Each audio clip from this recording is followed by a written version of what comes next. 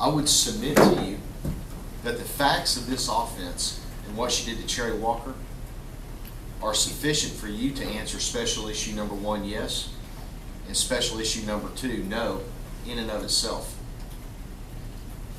Sometimes as we go through a trial this long, or as we start a trial,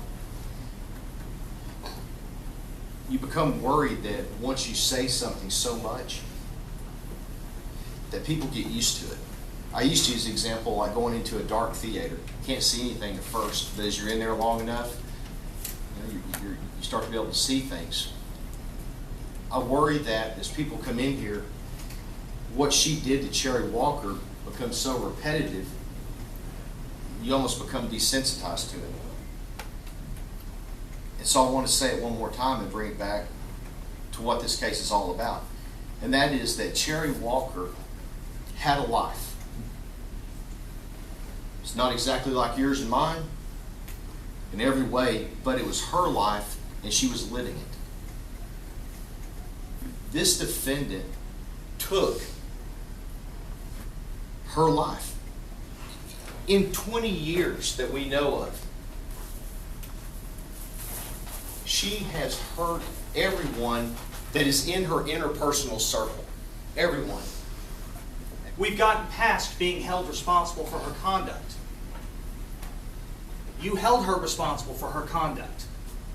She is guilty of capital murder. She will die in prison.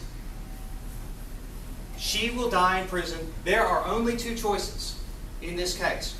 And either one of them necessarily means she will die in prison. She will never step foot outside of the prison walls in her life.